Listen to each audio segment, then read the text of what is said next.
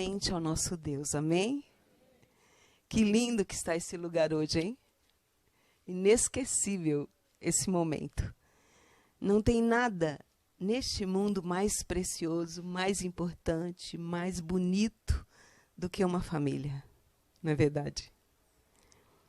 É o maior objeto da atenção, do carinho, do amor de Deus, é a família. E é o maior poder de evangelismo está na família. Uma família bem ordenada, uma família bem disciplinada, fala mais em favor do evangelho do que milhares de sermões que possam ser pregados.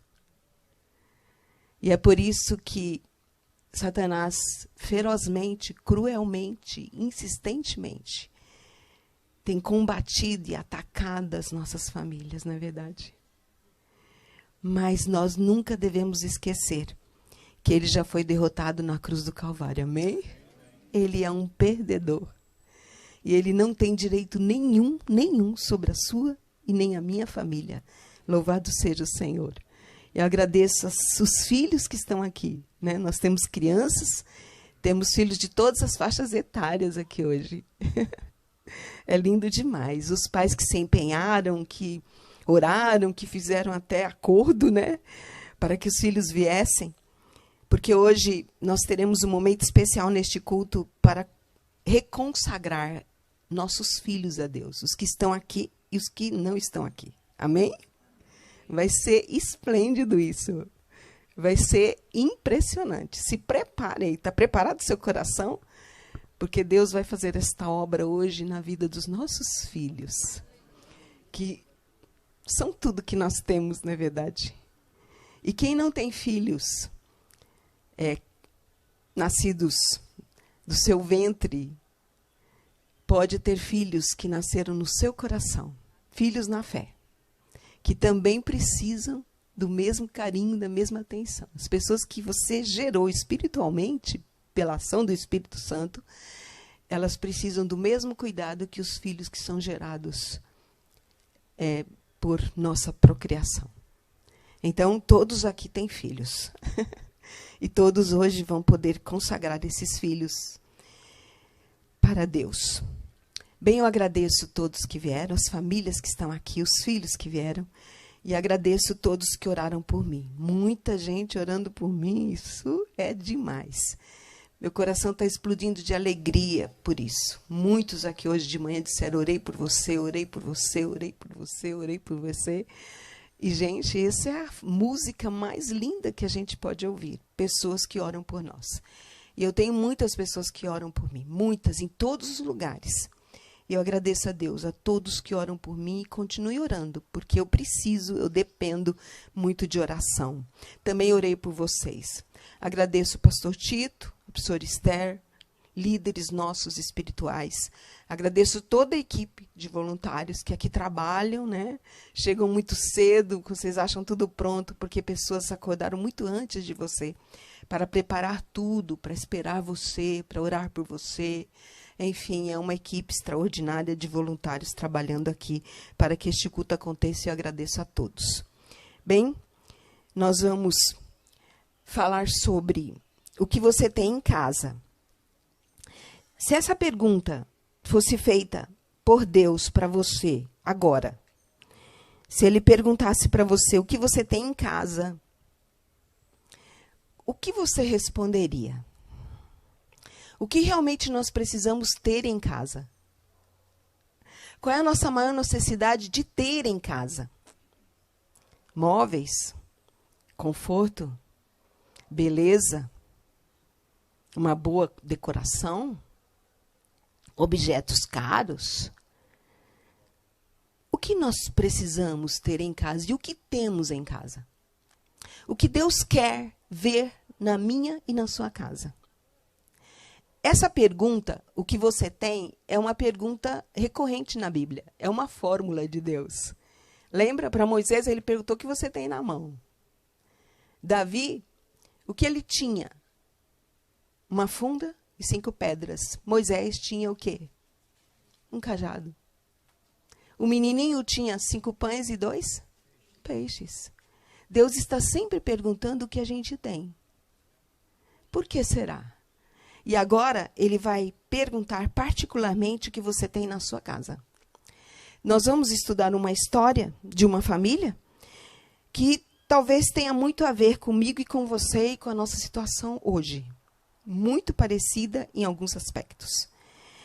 E nós vamos aprender, através do nosso professor Espírito Santo, sobre este assunto e como isso vai preencher a minha e a sua necessidade, principalmente na salvação dos nossos filhos.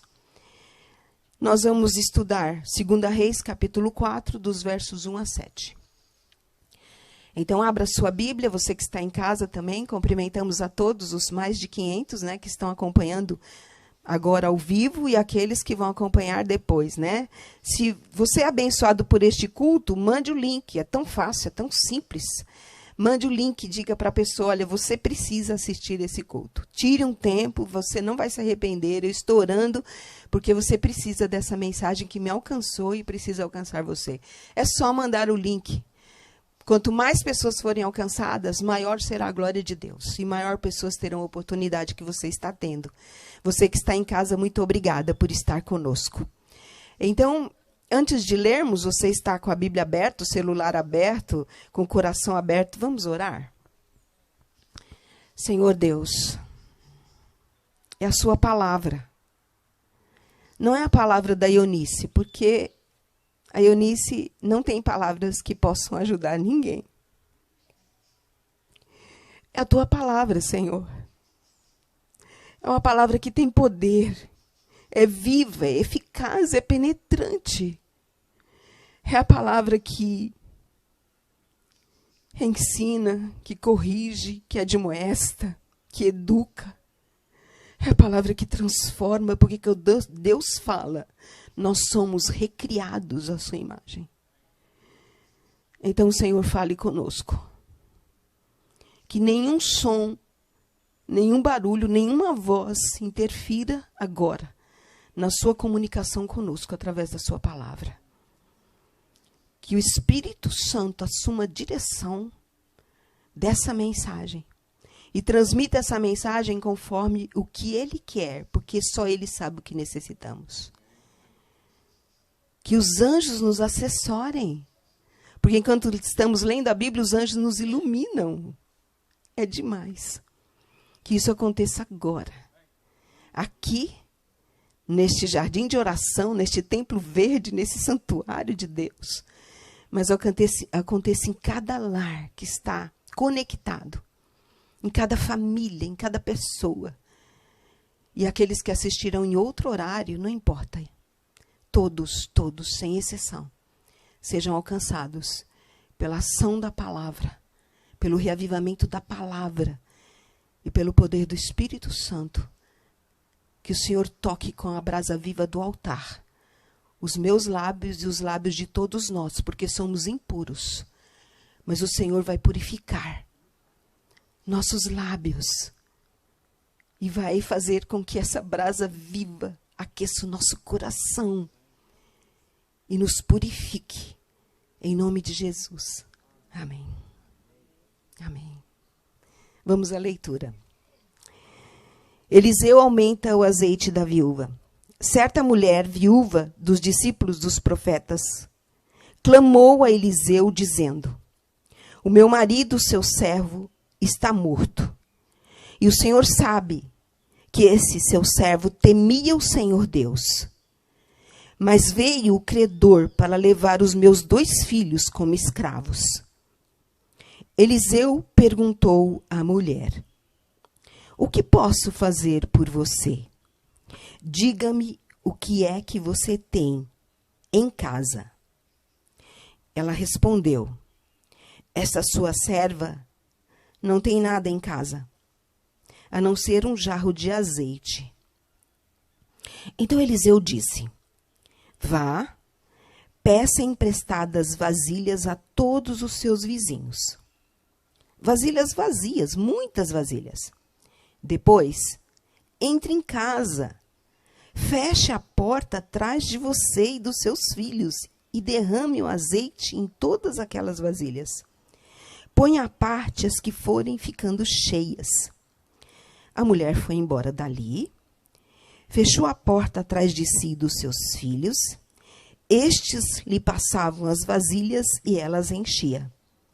Quando todas estavam cheias, ela disse a um dos filhos: traga-me mais uma vasilha. Mas ele respondeu: não há mais vasilha nenhuma. E o azeite parou. Então ela foi e encontrou o homem de Deus e lhe disse. Ele disse: vá, venda o azeite, pague a sua dívida, e você e os seus filhos vivam do que sobrar. Essa história é bem conhecida. E é muito importante no contexto familiar, mas em outros aspectos da nossa vida, né? Porque a Bíblia é infinita. Toda vez que você lê um texto, ele se renova. Não é assim? A mensagem é diferente. O tema é diferente, a sua necessidade é diferente. Então, a Bíblia é linda demais, ela é colorida, ela é movimentada, ela é poderosa. Então, aqui está uma história de uma família. E essa história nos aponta, no primeiro versículo, a escola dos profetas. A escola dos profetas, fundada por Samuel, um centro universitário, tinha um papel importante na nação de Israel e na propagação do evangelho e do plano da redenção. Estudavam ali homens tementes a Deus. Os professores eram versados e eram admirados e respeitados não só pelo conhecimento, mas pela vida piedosa desses professores. Um lugar onde muitas vezes se manifestou o Espírito Santo de Deus e o dom profético. Então, estes homens, eles não eram homens separados da sociedade. Eles eram casados, eles constituíam família, eles participavam da rotina da vida, mas eram homens separados, escolhidos por Deus, preparados, então, para fazerem a obra de Deus, avançar e crescer, e para ajudar a nação de Israel a cumprir o propósito de Deus. Então, as escolas dos profetas têm um fator importante na nossa história sagrada. Eles estudavam de forma especial o Pentateuco, os escritos de Moisés, mas também estudavam história, poesia, música, e eram homens versados no conhecimento de Deus e da sua palavra. E aí nós encontramos uma descrição de uma mulher. Ela era viúva. O seu esposo era discípulo dessa escola, era aluno dessa universidade. E ela, então, fica viúva. Uma tragédia assume na sua história de casamento, na sua família. A tragédia invade a sua casa, a dor, a perda, o vazio, a saudade. E ela, então, fica com 2 filhos, que era o consolo, era a luz da sua vida. E agora, por uma dívida deixada pelo marido, ela tem a ameaça, porque era uma dívida impagável para ela. Ela não tinha recursos, devido à sua pobreza, para assumir e pagar essa dívida. Então, quando a pessoa tinha dívida e não podia pagar, os filhos se tornavam escravos do credor. Isso está descrito nos escritos de Moisés. Era permitido, por um tempo, os filhos poderem, então, participar dessa situação familiar. Mas não era por muito tempo, mas cometiam-se abusos e injustiças também nesse aspecto. E ela estava sofrendo o abuso e a injustiça e a crueldade do credor, que mesmo diante de uma mulher viúva com 2 filhos pequenos, que não tinham como assumir a dívida do pai, ele ameaçava, ele torturava, ele tornava a vida desta mulher um desespero. E ela não tinha para onde ir. Ela não tinha o que fazer. As viúvas hoje recebem a aposentadoria dos maridos. As viúvas da época perdiam tudo quando perdiam o marido. Então você pode imaginar a situação desesperadora desta mulher. Agora, a primeira lição. Ela diz do marido que ele era um homem temente a Deus.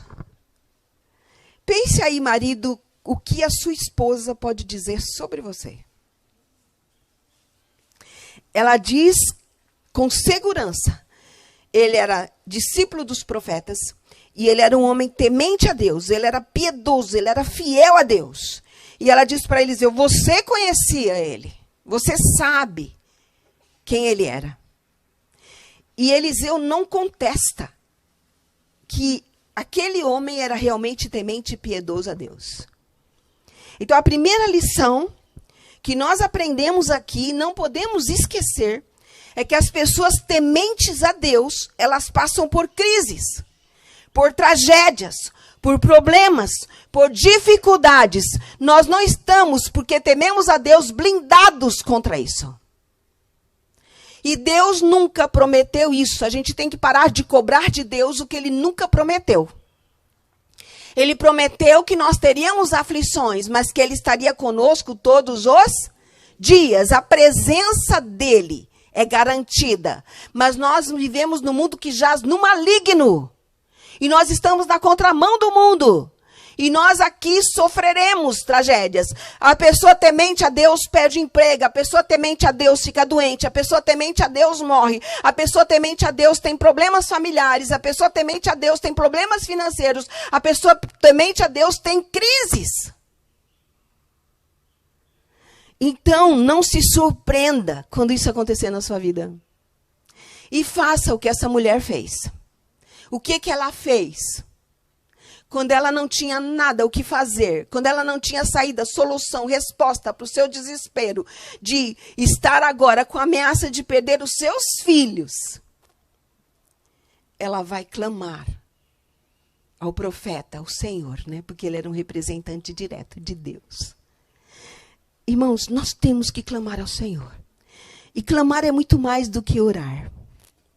E ela foi e disse exatamente a sua situação, a sua necessidade. Agora você poderia perguntar, você sabe que de cada 10 famílias brasileiras, 8 famílias estão endividadas?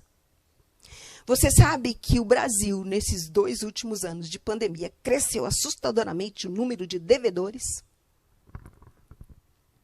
Ela tinha uma dívida impagável. Agora, por que ela ficou endividada? Se ela tinha um marido temente a Deus, será que foi por uma irresponsabilidade financeira, uma má administração financeira? Ou será que foi por uma calamidade, uma fatalidade, uma tragédia? Então, nós não temos essa explicação no texto. Mas alguns estudiosos da Bíblia e o próprio historiador do povo judeu, Flávio Joséfo, e a tradição judaica, consegue identificar, mas não temos comprovação, de que este marido desta viúva era Obadias. E Obadias se endividou como? Então, não perca aí a página, tá? De 2 Reis 4, mas vamos voltar até 1 Reis, capítulo 18. E nós vamos conhecer, talvez, o motivo da dívida de um homem temente a Deus. Assim, quando Jezabel exterminava os profetas do Senhor, Obadias tomou 100 profetas e em grupo de 50 os escondeu em caverna e os sustentou com pão e água. Então, depois do Monte Carmelo, Jezabel fez um decreto de morte para todos os profetas. E Obadias, que provavelmente pode ser o esposo dessa viúva, que novamente no texto diz que era um homem temente a Deus, ele arrumou dinheiro, recursos que ele não tinha, porque ele era um estudante universitário. Eles não viviam para bens materiais, eles viviam buscando servir a causa de Deus, o reino de Deus. Então, para sustentar esses 6 homens, para escondê-los da fúria e do decreto de morte, ele então sustentou, ele abrigou, ele cuidou, ele protegeu com sua vida, com suas orações, com seus recursos, com seu empenho, com risco de vida, a vida de 100 homens, filhos dos profetas. E por isso, talvez ele usou recursos que ele não tinha, e este credor era também parente de Acabe, sobrinho de Acabe, Jeorão, e era o credor que estava aí agora cruelmente torturando a vida de uma mulher viúva que tinha apenas os seus 2 filhos, que eram crianças ainda. Então, eu quero perguntar para você, eu preciso perguntar. Você tem dívidas? As suas dívidas são por causa de uma má administração, uma irresponsabilidade? Ou porque você teve uma tragédia, um desastre, uma necessidade?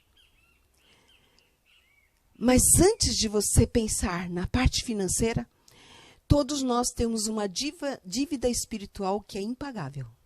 É ou não é? Mas quem já pagou isso para nós? Jesus. Mas sabe o que o inimigo quer que você pense? Que ele ainda é o seu credor. Que você ainda está devendo para ele. E ele fica te torturando com isso.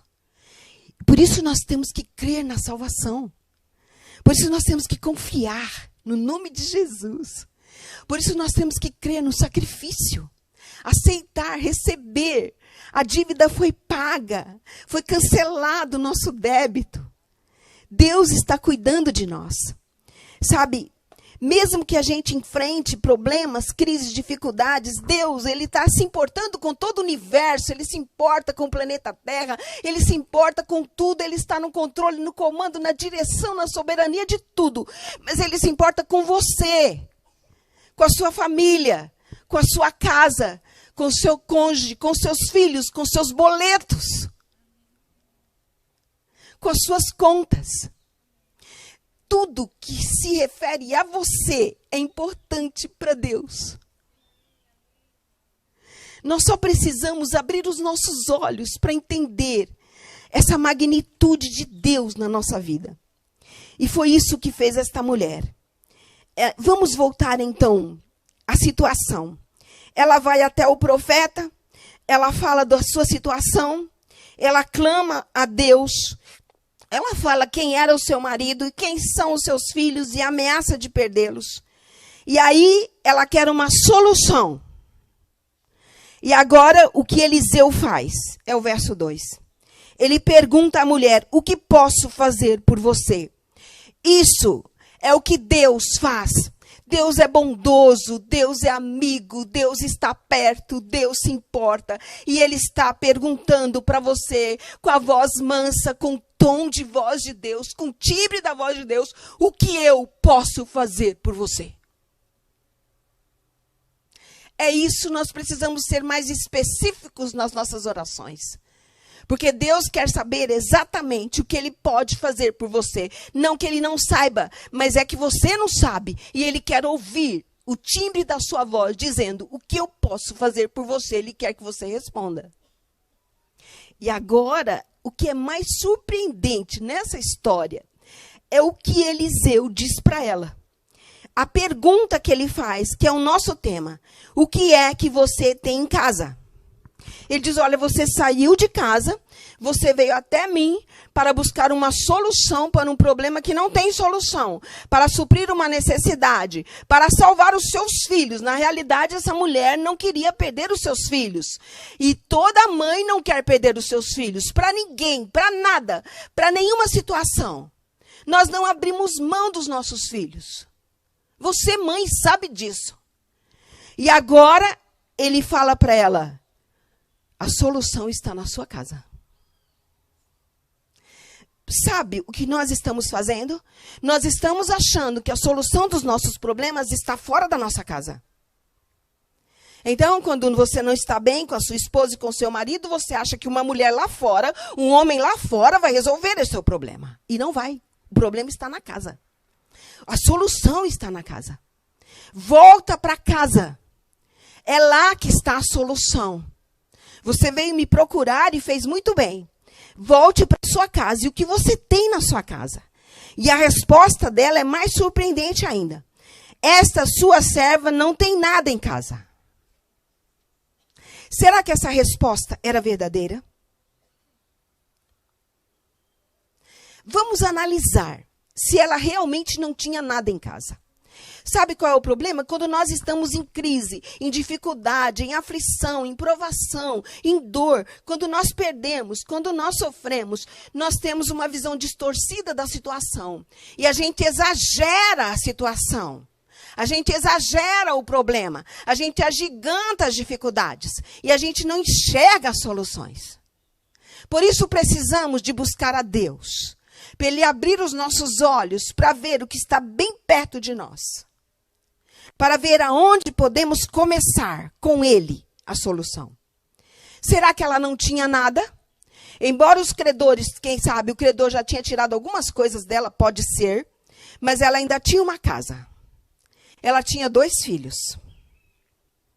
Ela ainda tinha fé, porque ela foi buscar o profeta.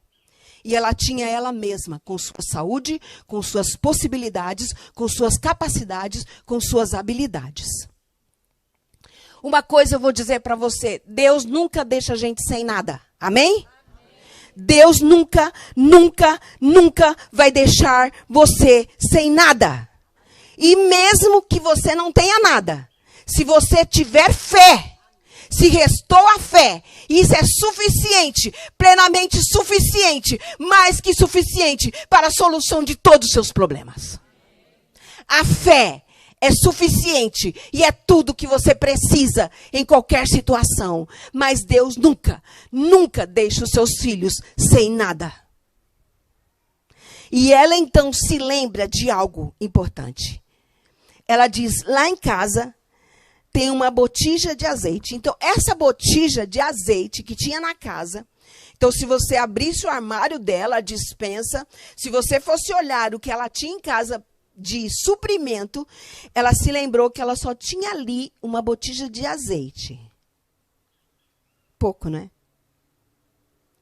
Insuficiente. Era o símbolo da pobreza, da miséria dela. Meus queridos, Deus quer começar o milagre na sua casa. Deus quer começar o milagre com você. Com o que você tem e com o que você é e onde você está. As soluções estão dentro da sua casa. Deus quer agir. Deus quer começar com você, aonde você está e com o que você tem, mesmo que seja pouco, mesmo que seja insuficiente, mesmo que seja insignificante. Porque Deus fez do símbolo da pobreza dela um milagre. Não importa, com pouco podemos oferecer, somos servos de Deus. Não importa nossas inabilidades e capacidades, que o que oferecemos para Deus é tão pouco. O pouco na mão de Deus se multiplica, o pouco na mão de Deus é suficiente. Deus não quer que você tenha, aliás, Ele quer que você não tenha, para que Ele possa suprir. Para que você aprenda sobre Ele, depender dEle, ficar com Ele, clamar para Ele, abraçar Deus, beijar Deus. É isso que Ele quer. Ele quer uma proximidade tão grande com você, que às vezes, para isso acontecer, você precisa não ter. E não importa quão pouco temos, ou quão pouco somos capacitados, ou quão pouco somos habilitados, nas mãos de Deus, tudo é suficiente, amém? Tudo é maravilhoso. Agora, ela respondeu que tinha uma jarra de azeite. Então, Eliseu agora dá a solução. Então, vamos ter a solução aqui para os problemas da família e para salvar nossos filhos. Quantos pais e mães aqui querem salvar seus filhos? Os pais espirituais também. Quem tem filho na fé? E Wagner tem filho na fé. Eu espero que todo mundo aqui tenha filho na fé. São queridos. Quantos de vocês querem salvar seus filhos? Então está aqui o segredo. É na sua casa que você salva os seus filhos. Não é escola adventista. Não é igreja. Tudo isso coopera. Mas é em casa que a gente salva nossos filhos, viu? E nossos filhos se perdem dentro de casa também. Preste atenção. Olha o que ele disse para essa mulher. Então Eliseu disse, verso 3. Vá, peça emprestadas vasilhas a todos os seus vizinhos. Vasilhas vazias, muitas vasilhas. Então, o milagre que Deus quer fazer na sua casa tem uma dimensão comunitária. Então, o nosso relacionamento com Deus, As bênçãos que Deus quer derramar na nossa vida está relacionada com como nos relacionamos com os outros. Deus tem a parte da comunidade para atingir você, para agir em seu favor e para salvar a sua família. Tem a parte externa do milagre. Tem essa dimensão do milagre. Então ele diz, olha, vá para casa e vá pedir vasilhas. É fácil pedir vasilhas emprestadas aos vizinhos. Então, por favor, humildade, seja humilde. Vá falar com as pessoas. Vá pedir vasilhas e saia da comodidade, porque não é fácil ficar carregando vasilha. Por que nós temos aí a dimensão da comunidade? Porque tem gente desigrejada agora. Ah, não preciso mais ir na igreja. Nós temos a Netflix cristã. Nós temos tudo para assistir no sofá de casa, é só para aceitar o controle. Isso é importante para quem não tem a possibilidade de participar presencialmente. Mas nós precisamos da comunidade. Deus nos abençoa através das pessoas. Nós ajudamos as pessoas e as pessoas nos ajudam. É assim que é o processo de Deus. Nós precisamos da adoração. Nós precisamos de sair do sofá. Nós precisamos de estar com nossos irmãos. Nós precisamos de estar em comunidade. Nós precisamos disso para que os milagres aconteçam. E por que pedir vasilhas emprestadas é tão difícil? Porque exige humildade. É você poder comunicar às pessoas a sua necessidade, mas também mostrar a elas que é Deus que está agindo. Esse efeito de ir pedir as vasilhas emprestadas é o que nós temos que fazer. É a nossa missão. É o poder, é a oportunidade de nós testemunharmos. É a missão. E os filhos têm que estar envolvidos na missão. Agora, aqueles 2 garotos, mesmo com vergonha, pagando um bico, porque era difícil para eles, também foram pedir vasilhas emprestadas. Sabe o que Deus está dizendo? Você precisa envolver os seus filhos nas coisas de Deus. Se o seu filho não vai para a escola sabatina, a culpa é sua. Se ele não participa dos aventureiros e desbravadores, a culpa é sua. Se ele não está cantando no coralzinho da igreja, a culpa é sua. Porque você está com preguiça de levantar domingo para levar ele nos aventureiros e desbravadores. Você tem preguiça de chegar na escola sabatina e levar o seu filho para a escolinha. Você tem preguiça de envolver o seu filho nas atividades missionárias da igreja. E você também não está envolvido. Irmãos, se nós não tornamos os nossos filhos missionários, eles vão se perder. Porque a missão é o sentido da vida cristã. Então nós temos que envolver os nossos filhos. Eles têm que divulgar, eles têm que pedir vasilhas emprestadas, eles têm que ir testemunhar. Olha o poder desse testemunho depois que as vasilhas foram devolvidas com um pouco de azeite, cada um deles. Receberam. Imagine o poder de influência, de testemunho. Agora, meus irmãos, pedir vasilha é dar oportunidade para as pessoas ajudarem você, mas conhecerem o Deus que você serve. Agora, tem uma coisa, como que você se relaciona com a sua vizinhança? Quantas vasilhas emprestadas você conseguiria? Essa mulher tinha um bom relacionamento com a sua vizinhança. Percebam? Se você precisa de vasilhas emprestadas e você vai pedir essas vasilhas, vai receber essas vasilhas, significa que você também já emprestou vasilhas. É como Deus nos abençoa. Ele abençoa a gente para ajudar os outros e para sermos ajudados pelos outros. Ninguém é isolado. Nós dependemos uns dos outros. Existe uma codependência nos milagres de Deus na nossa vida com as pessoas. Deus usa as pessoas. É ou não é verdade? Mas para você ter vasilhas emprestadas, você tem que ter emprestado vasilhas. Você tem que ter ajudado as pessoas, visitado as pessoas, orado com as pessoas, cumprimentado as pessoas, servido as pessoas, dar carona para as pessoas, levar as pessoas na sua casa, abra a porta dessa casa, pelo amor de Deus.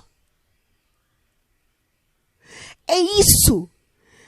Você precisa emprestar vasilhas, porque quando você precisar, você também terá as vasilhas emprestadas. Entendeu? Essa é uma dinâmica de Deus. É a codependência que nós temos para os milagres de Deus e as bênçãos de Deus das pessoas ao nosso redor. Então, ela tinha mais uma coisa, ela tinha os vizinhos, os amigos. E agora, então, existe a dimensão externa do milagre, agora existe a dimensão interna do milagre. Então, o milagre tem duas dimensões. Qual é a dimensão interna? Agora Eliseu disse, depois das vasilhas estarem todas dentro de casa, entre em casa, feche a porta atrás de você e dos seus filhos. Não deixe seus filhos de fora, não. E derrame o azeite em todas aquelas vasilhas. Põe à parte as que forem ficando cheias. Então agora existe uma dimensão externa do milagre? Existe. Mas agora, irmãos, entra no teu quarto e fecha a tua porta. Irmãos, o problema é que a nossa porta não está fechada. Nós estamos deixando a porta escancarada para os sons do mundo, para as vozes do mundo, para as influências do mundo. E mesmo quando a gente fecha a porta, ainda tem a janela do celular, do computador, da televisão. Então, não tem como o milagre da multiplicação acontecer se a porta está aberta, se as influências do mundo estão influenciando a sua família, a cultura, as manias, as modas do mundo, o materialismo, o consumismo, os divertimentos, os prazeres do mundo, a roupa do mundo, a música do mundo, o cardápio do mundo, os divertimentos do mundo, os relacionamentos do mundo. E nós estamos cercados dessa podridão. E se a gente não fechar a porta, o milagre não acontece. Irmãos, nós temos que fechar as portas e as janelas. E o pai e a mãe têm a responsabilidade de fechar a porta e colocar os filhos dentro. Muitos pais deixam os filhos fora. Porque não querem ter trabalho e dá trabalho, filho dá trabalho. Quem não quer ter trabalho e tem preguiça, não tenha filho, pelo amor de Deus. Então, nós temos que fechar a porta, irmãos. Fechar a porta para as influências do mundo, porque nós somos famílias mundanas, secularizadas, materialistas. Então, para o milagre, a multiplicação do azeite, para Deus solucionar o problema, para Deus agir na sua vida, na sua necessidade, porque os milagres acontecem na nossa capacidade e na nossa necessidade, nós temos que fechar a porta, irmãos. Nós temos que tirar o mundo da nossa casa, da nossa vida, da nossa conversa, de tudo que somos e fazemos, porque nós estamos no mundo, mas não somos do mundo. A gente está aqui para emprestar vasilha, para testemunhar, para proclamar o evangelho, para falar de Deus, mas o mundo não pode entrar em nós. O problema da igreja não é que a igreja está permitindo que o mundo entre nela, é que a gente não tem mais capacidade de ir ao mundo e pregar o evangelho. Então, para salvar os nossos filhos, nós temos que perceber que se eles estão perdidos, pode ser que há uma janela aberta, uma porta aberta, e Satanás vai usar qualquer frestinha para destruir, acabar com seus filhos. E agora ele está acabando com os nossos filhos em criança agora. Ele veio com tudo. Os nossos filhos, se não fosse a proteção de Deus, nem seriam jovens. Eles seriam destruídos pelo inimigo antes da juventude. É ou não é? Então, irmãos, nós temos que fechar a porta. Sabe o que o profeta disse para a mulher e que Deus está dizendo para nós? Volta para sua casa. Fecha a porta. Multiplica o azeite no seu coração. Multiplica o azeite na sua casa. Irmãos, o azeite é símbolo do quê? O azeite é símbolo do quê? Deus precisa multiplicar o azeite do Espírito Santo no seu coração. Deus precisa multiplicar o azeite do Espírito Santo, Deus conosco, nessa época, na sua casa. A sua casa tem que ter a multiplicação do azeite do Espírito Santo. E isso tem que começar com você, pai, e com você, mãe. E se o pai não faz, faça você, mãe. Se a mãe não faz, faça você, pai. Alguém tem que fazer. Alguém tem que ser o herói dessa família. O inimigo, nós temos que dar um basta para o inimigo. Nós temos que dizer para ele que chega. Nós temos que olhar nos olhos dele, sem medo. Em nome do Senhor dos Exércitos, dizer, nossos filhos são herança do Senhor. Diga isso para Deus agora. Nossos filhos são herança do Senhor. De novo, nossos filhos são herança do Senhor. Deixe o inimigo saber disso. Por favor, chega desse negócio dele entrar em nossa casa. Fecha a porta, fecha a janela, fecha as frestas que você tem deixado. Deixa o azeite multiplicar. Irmãos, aonde tiver um pouquinho de azeite, nossos filhos não se perderão. Amém? Nossos filhos não serão escravos de Satanás. Sabe o que Satanás está fazendo? Pegando os nossos filhos para a escravidão. Ele acha que ele ainda é o credor dos nossos filhos e nossos. Mas ele não é. Ele não é.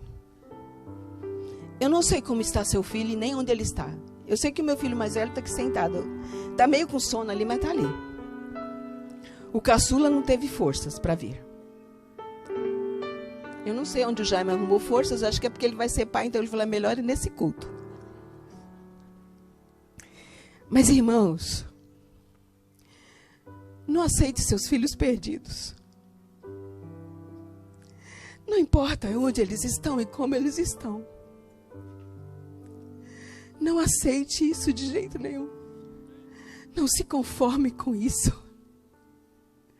Nossa maior atividade missionária são nossos filhos. O maior campo missionário é nosso lar.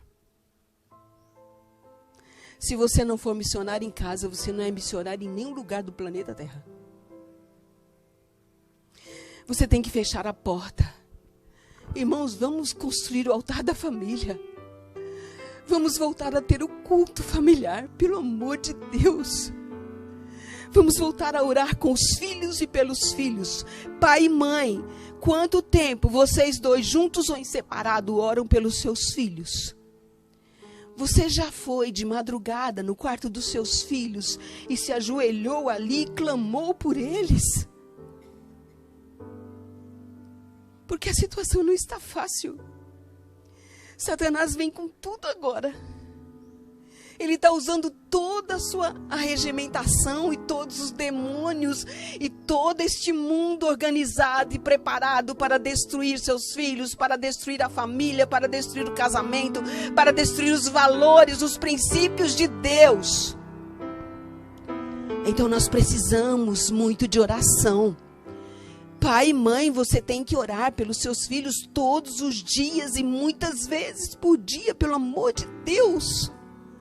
Você tem que abrir a Bíblia, você tem que ler a Bíblia, você tem que abrir a Bíblia diante dos seus filhos e tirar as joias preciosas de Deus, mostrar que a Bíblia é linda para os seus filhos, que ela tem movimento, que ela tem ação, que ela tem beleza, que ela tem vida.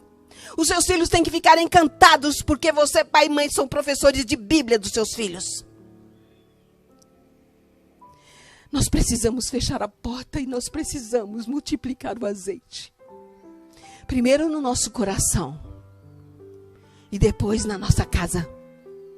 Enquanto houver um pouco de azeite, não perca a esperança. Porque enquanto houver um pouco de azeite na sua casa, os seus filhos não se perderão. E sabe, aquela mulher inicia a história no capítulo 4, indo ao profeta, desesperada, com a ameaça de perder os seus filhos, com uma dívida impagável, com um problema insolúvel. Ela clama ao Senhor. E Deus diz, volta para casa.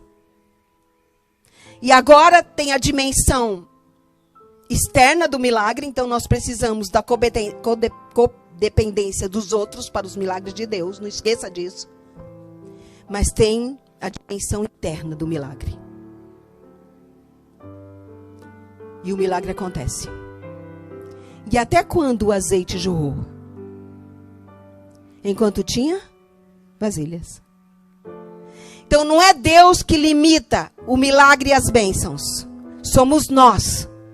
É o tamanho do nosso vazio. É o quanto nós apresentamos. Por exemplo, vasilha aqui É genérico, não tem formato, não tem tamanho, não tem material. Qualquer vasilha pode trazer todas as vasilhas. Deus não está preocupado com o seu formato, com o seu material, com o seu tamanho, com suas habilidades, com suas capacidades. Sabe o que Deus quer? É o seu vazio, é a sua humildade, é a sua renúncia, é a sua entrega, é o seu vazio, é o tamanho do nosso vazio que determina o quanto podemos ser cheios. É o quanto mais nos esvaziamos que Deus pode nos preencher e nos encher. Deus não pode encher, Deus não pode preencher uma pessoa cheia de si, cheia das suas ideias, cheia das suas preferências, cheia dos seus gostos, cheia da sua capacidade, cheia da sua habilidade. Não tem espaço para Deus preencher essas pessoas. Nós precisamos nos esvaziar, irmãos. Nós precisamos nos humilhar. Nós precisamos nos renunciar a nós mesmos. Nós precisamos saber que nós não somos nada, não sabemos nada, não entendemos nada. E quando você chega para Deus e diz, olha, eu estou aqui, eu não sou nada, eu não sou ninguém, eu não posso nada. Então, você está se esvaziando. E quanto maior for o seu vazio, mais Deus tornará você cheio. Não existe plenitude de Deus em você. Deus não pode habitar em você enquanto você estiver cheio de si. A renúncia, a humildade, o esvaziamento. Eu vou ler aqui um pensamento. Não há limite para a utilidade de quem, pondo de parte o próprio eu, dá lugar à operação do Espírito Santo no coração e vive vida inteiramente consagrada a Deus. Então não ter limite para você, não. Não vai ter limite para Deus salvar os seus filhos. Se você fechar a porta, se esvaziar, pedir para Deus multiplicar. E quanto mais você tiver vasilhas, quanto mais você der espaço para Deus, quanto mais você oferecer o vazio para Deus, mais Ele vai abençoar, mais Ele vai agir, mais Ele vai multiplicar. E o mais importante, nossos filhos serão salvos. Nossos filhos nunca serão o que nós não somos. Foi a fé desta mulher que fez que os filhos tivessem fé em Deus. É ou não é? Buscassem vasilhas, ajudassem no processo de encher as vasilhas. Foi a fé da mãe que proporcionou a fé nos filhos. Foi a obediência da mãe que fez que os filhos obedecessem também a Deus. Pais, nós queremos que os nossos filhos sejam o que nós não somos. Isso nunca, nunca vai acontecer. Porque um exemplo vale mais do que 1000 palavras. A fé gera fé. A obediência influencia os outros a obedecerem, principalmente nossos filhos. Pais desobedientes não terão filhos obedientes a Deus. Pais incrédulos não terão filhos de fé. Cuidado com o que você pede para os seus filhos, porque Ele vai olhar se você está sendo o que você está pedindo para Ele. Então esta mulher envolveu os filhos no milagre. Irmãos, nós estamos vivendo uma geração mimada. Nós estamos super protegendo nossos filhos. A gente não quer que eles se frustrem, a gente não quer que eles trabalhem, a gente não deixa eles assumir as responsabilidades conforme a idade. A gente arruma a cama para eles até eles serem adultos, quando eles já poderiam estar arrumando a cama há muito tempo. Nós temos uma geração mimada que não sabe lidar com frustração e problema. Porque nós estamos fazendo coisas que os nossos filhos já poderiam fazer. Deixa o seu filho assumir responsabilidade. Deixa ele se frustrar com alguma coisa. Diga não para ele. Ele precisa aprender a ouvir não, pelo amor de Deus. Porque senão ele vai ser infeliz o resto da vida, vai ser inseguro. Não vai saber lidar com este mundo, com este século, com os problemas, com os desafios. Pare de mimar o seu filho. Ame o seu filho. Mas eduque esse filho na disciplina de uma estação do Senhor. Ela colocou os filhinhos ali. Eles não eram os que mais precisavam do milagre? Era ou não? Então envolveu esses filhos na solução do problema. Vocês estão entendendo isso? E agora, quando ela vai para o profeta e fala, olha, o milagre aconteceu, ela está deslumbrante, ela está radiante. Imagina como ela voltou. Eu acho que ela voltou cantando, eu não sei. Pulando. É uma mãe. E o profeta diz assim: quem vai vender o azeite? Quem ia vender o azeite, André? Deus faz um milagre. Não desperdice os milagres de Deus. Não era Deus que ia vender o azeite. Percebam que todo milagre de Deus tem o poder divino e o esforço humano. Ela tinha que vender o azeite. Ela tinha que ir lá, fazer uma pesquisa de comércio. Ela tinha que montar uma barraquinha no mercado ou na praça de venda de azeite. Ela tinha que negociar o azeite. Ela tinha que trabalhar de porta em porta. Ela tinha que pedir ajuda dos filhos, né? Porque levar azeite, ela não tinha transporte. Você está entendendo o que Deus está dizendo? Deus age com você, onde você está, com quem você é, o que você tem. Suas capacidades, suas habilidades. Deus nunca vai fazer o que você pode fazer. E tem muita gente querendo o milagre de Deus, de braços cruzados, cantando pela terra de primor. Se você está com problema no casamento, Deus quer restaurar o seu casamento. Mas vai estudar, vai ler, vai no encontro de casais, vai ler os livros do Espírito de Profecia, vai buscar orientação, conselheiro. Faça a sua parte. Está com problemas com filhos? Quanta literatura, quanta instrução nós temos na Bíblia e no Espírito de Profecia sobre a educação dos filhos, gente. Vá buscar, vá aprender, vá crescer, vai saber como lidar com seu filho adolescente, com seu filho adulto, com seu filho jovem, com seus netos. Tudo isso nós temos de sobra. Nós temos uma geração privilegiada. Deus diz, vá vender o azeite, vá negociar, vá trabalhar. Transforme as bênçãos de Deus em resultados na sua vida. Deus não te dá o Espírito Santo para você desperdiçar. Deus não patrocina desperdício de bênçãos e poder. É para você negociar. É para você usar capacidades e habilidades que você tem. É para você fazer acontecer. É para você agir. É para você multiplicar aquilo que Deus colocou. E ela queria só azeite para pagar a dívida. Mas Deus fez só isso? Ela não queria perder os seus filhos. Deus fez só isso? Deus sempre faz infinitamente mais do que aquilo que pedimos ou pensamos. Ela só queria que os seus filhos não se tornassem escravos. Deus disse, não, minha filha, eu vou cuidar de você e dos seus filhos. Você é a minha viúva. Eu tenho um carinho especial por você. O seu marido foi um homem temente a Deus. Morreu me servindo. E eu vou te servir. Eu vou cuidar de você e dos seus filhos. Até que eles vão para a universidade. Até que eles cresçam. Você vai viver a vida inteira sem se preocupar. Porque o azeite do céu, imagine. Vocês entendem? Quem limita os milagres de Deus somos nós, não é Ele. E os milagres acontecem quando a gente permite que Deus multiplique, porque a gente seguiu as instruções dele corretamente. Obediência. Então ele diz, pague a dívida. Irmãos, as pessoas honestas, elas pagam as suas dívidas. Mesmo que o credor seja injusto, você não pode ser injusto. Mesmo que aquele credor dela fosse cruel, desumano, né? Uma viúva com 2 filhos pequenos, ela tinha que pagar a dívida. A pessoa mais honesta, verdadeiramente honesta, é aquela que é honesta e paga as dívidas mesmo com o trapaceiro. Deus está dizendo, pague suas dívidas. E Romanos diz, a ninguém devais coisa alguma a não ser o amor. Cuidado com as dívidas. Deus te dá bênçãos para você saber administrar. Não desperdice as bênçãos. Mas se você está devendo, pague as suas dívidas. Não fique viajando cheio de dívida. Não compre, troque de carro cheio de dívida. Pague a dívida primeiro. Irmãos, nós temos que pagar nossas dívidas. É a dimensão prática da vida cristã.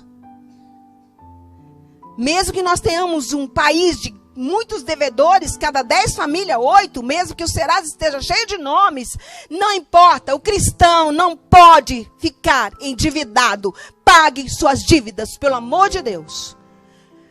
Pelo amor de Deus, seja confiável, seja honesto, mesmo que o credor seja injusto, mesmo que ele não seja sincero nas negociações, mesmo que ele seja desonesto ou tirano, você não pode ser injusto, você não pode ser desonesto. Irmãos, nós deveríamos ter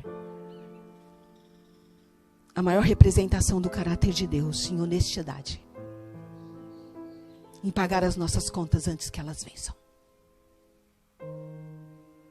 em ser fiel a Deus nos dízimos e nas ofertas primeiro de tudo. Você está entendendo? Mas Deus quer salvar os nossos filhos. Eu acho que a parte mais linda do milagre é que os filhos daquela mulher não seriam escravos. Só naquele momento? Só naquele momento, irmã? Eles não seriam escravos nunca? Não seriam escravos nunca? Os seus filhos nunca mais serão escravos de Satanás. Ele não é o credor dos seus filhos. Ele não é aquele que pode escravizar os seus filhos. Mas só que nós temos que ter uma parceria com Deus. Nós temos que seguir as instruções. Eu não sei como está a sua casa. Eu não sei o que você tem em casa. Mas o que você precisa ter em casa, você descobriu? O que todo mundo precisa ter em casa aqui? Uma botija de azeite. Viu? Não é sofás, não é tapetes, não é cortinas, não é louça de porcelana. Não é isso. O que nós estamos precisando em casa é azeite, irmãos. E é o que menos nós estamos buscando, porque Lucas diz que nós temos que pedir, buscar e bater para termos o azeite. É isso que nós precisamos. Se houver um pouco de azeite na minha casa, os meus filhos, o Jaime, o Jader, a Solange agora, minha filha também, minha nora, e o bebê que está vindo, não vão se perder. Entendeu? Se houver um pouco de azeite na sua casa, sabe o seu filho que está perdido, que está preso, que está drogado, que está viciado, que está prostituído, que está fora da igreja, desanimado, doente, emocionalmente, acabado? Ele vai ser salvo. Ele vai ser restaurado, ele vai ser curado, ele vai ser liberto. Creia neste poder. Nossos filhos são do Senhor. Não importa onde eles estejam, nem como eles estejam, nossos filhos são do Senhor. Você precisa crer nisso e você precisa olhar os seus filhos com os olhos de Deus. Com novos olhos. Não olhe aonde eles estão, olhe aonde Deus vai buscá-los. Encontrá-los, resgatá-los, erguê-los, abraçá-los, curá-los, libertá-los. Nossos filhos são do Senhor. Como eu gostaria que a minha igreja cresce nisso. Porque nós não podemos mais perder os nossos filhos, irmãos. Os pais que estão com filhos pequenos, olha, podem fazer muito, né? Mas todos os pais, não importa a idade dos filhos, podemos fazer muito mais do que temos feito, não é? Podemos e devemos. Então agora será um momento de nós reconsagrarmos os nossos filhos. Este é o momento do culto, onde nós vamos, antes de ouvir a música final, ter este momento. Se você está aqui em família, como o Nilson, né? Toda a família, que coisa mais linda essa família. Mas se você está com a sua família, a irmã Maria que trouxe aí os filhos e todas as pessoas. Então agora você vai consagrar os seus filhos a Deus. Se eles estão aqui, põe a mão sobre eles, porque você tem esse direito de ungir seus filhos. E consagre. Você vai orar com seus filhos, vai orar com sua família. E se você não trouxe seus filhos, você vai fazer o mesmo em oração. Este é o momento. Deus está filmando. Deus está recebendo seus filhos agora. Então, aonde você quiser, no seu lugar, ou se quiser se afastar um pouco, depois você volta para cá para a gente ouvir a música final e orarmos a oração final. Mas este momento aqui é impressionante. Todos que têm filhos carnais e filhos espirituais, tá bom? Tem gente aqui que tem muitos filhos espirituais, graças a Deus. Então vocês vão orar por esses filhos agora e consagrá-los, entregá-los de novo nas mãos de Deus. Em família, juntos. E se só estiver você, não tem problema. Você pode agora orar, entrega nome por nome, fala onde eles estão, como eles estão e o que você quer que Deus faça. O milagre que Deus quer realizar, você já pode receber agora, tá bom? Este é o momento. Vou convidar meu esposo aqui, meu filho, para nós mais uma vez entregarmos nosso primogênito nas mãos de Deus e consagrá-lo a Deus.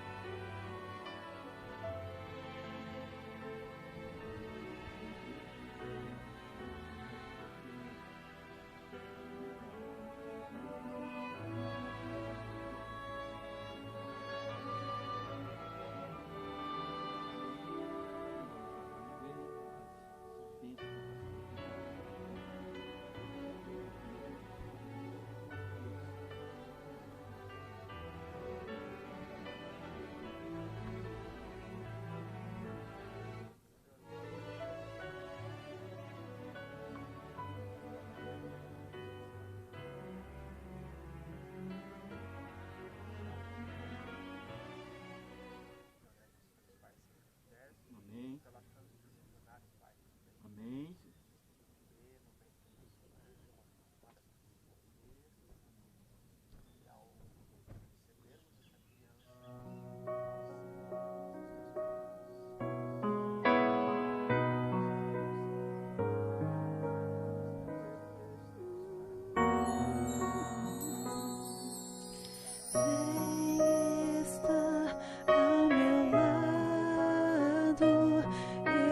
Sei por onde seguir.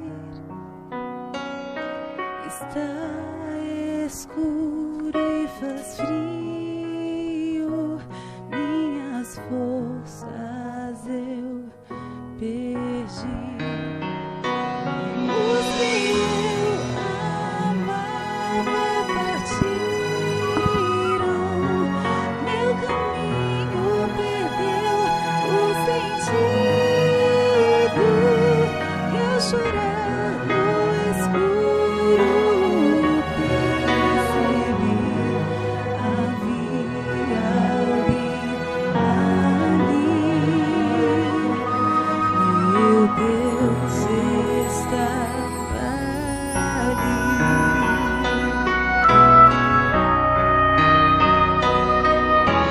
Já nasceu outro dia, posso levantar e viver.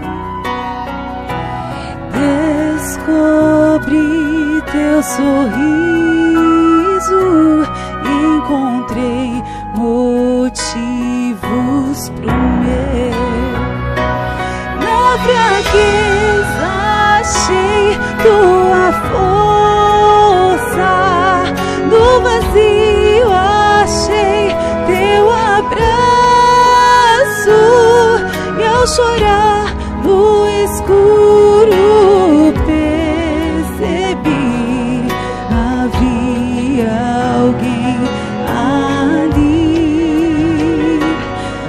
Meu Deus estava ali.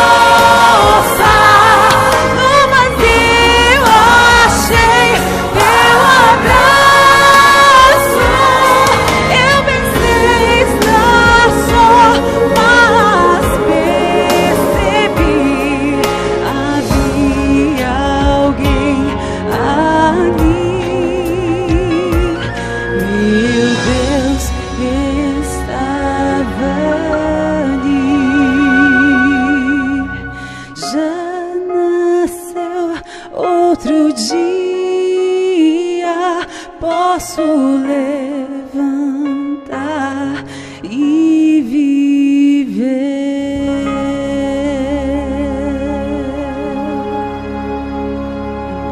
Amém, amém. Louvado seja o Senhor. Que vasilha você trouxe para esse culto? Se você trouxe uma canequinha, vai levar só uma canequinha de bênçãos. Você vai levar as bênçãos que você apresenta diante de Deus, o seu vazio para receber. Não esqueça disso. Cada culto, que vasilha você leva? Porque Deus vai abençoar de acordo com aquilo que você oferece para Ele abençoar. O óleo do Espírito Santo que Deus quer derramar no meio do seu povo tem que ser abundante, para sobrar, transbordar, para que nunca sejamos pegos desprevenidos, esgotados, vazios, para que não vivamos altos e baixos na nossa vida espiritual, irmãos. O óleo do Espírito Santo de Deus tem de ser abundante para que a vida do crente seja constantemente cheia de poder. Foi na Signs of Times, de 17 de abril de 1993. O Espírito Santo foi prometido para estar com os que lutassem pela vitória. Em demonstração de todo o poder, dotando o instrumento humano de forças sobrenaturais, e instruindo os ignorantes nos mistérios do reino de Deus. O Espírito Santo tem de ser o nosso ajudador. Não dá para salvar os filhos sem o Espírito Santo. Não dá para ser salvo sem o Espírito Santo. Vá para casa. Vá para casa. Multiplique o azeite no seu coração. E multiplique o azeite na sua família. Não esquece de fechar a porta, tá? Não esquece de fechar a porta. A solução está na sua casa. O que você tem em casa é onde Deus vai agir. Vocês estão lindos. Nossos filhos estão todos salvos, amém?